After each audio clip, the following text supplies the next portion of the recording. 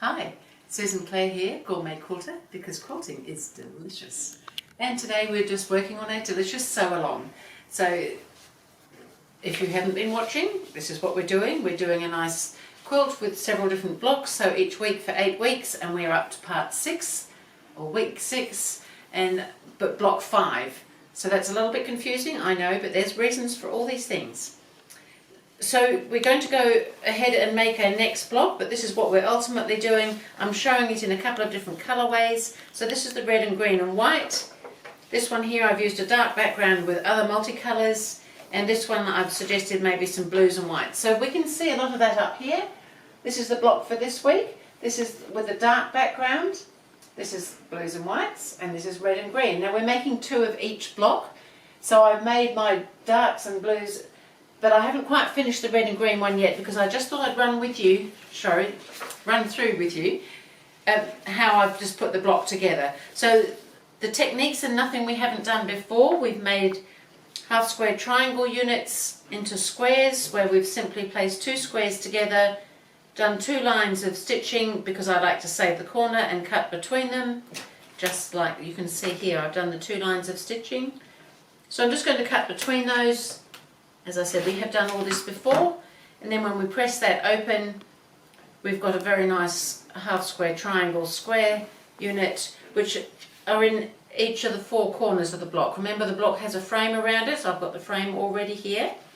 So we need 4 of those for the corners, and then this piece on this in between here is what they're calling a flying geese unit in the traditional way of patchwork.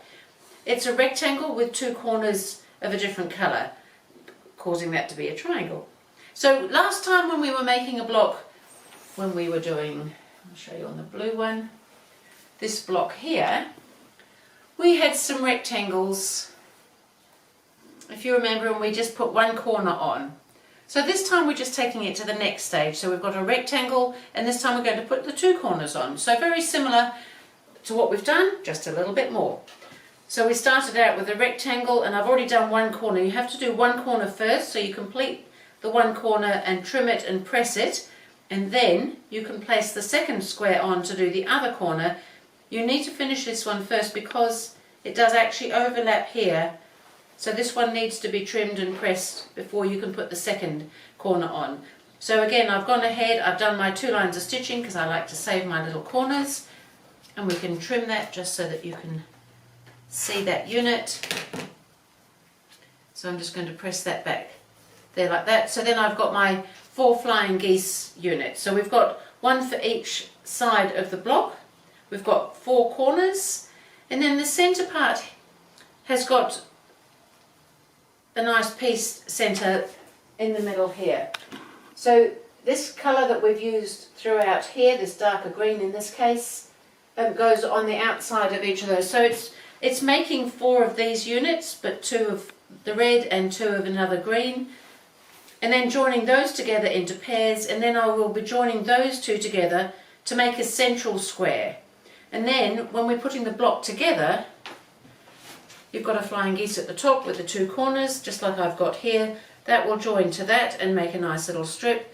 Once we've made that unit, we can join those geese on to the sides and make that strip, and then you can join those together to make the whole block. So I think you've got the hang of how that goes together. Make that centre up, make all your half square triangle units, make your flying geese, and then you'll find that with the layout on your pattern, and there is a pattern on GourmetQuilter.com for the Sew Along 2021, and then once they're all together, we're going to pop the frame on, the same as we've got around on all of these other blocks. I've got this one ready for quilting.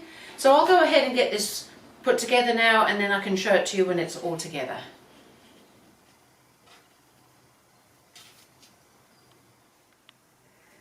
So I've gone ahead, I've finished the block.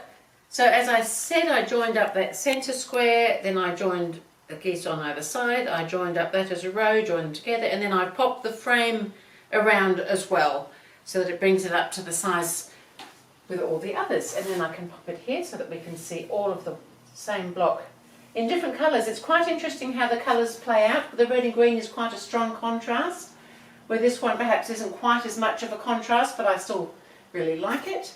It's all a matter of colour really, and you can play around with colours so much. It has so much, it makes so much difference to the end result of your quilt, and that's partly why I've shown it to you in the 3 colourways, so that you get some idea of how just changing colour can make things look quite different. So that was it for this part. I will see you again with the next block next week. Don't forget, there's a pattern on GourmetQuilter.com. Thank you for the Sew Along 2021, and I'll see you next time.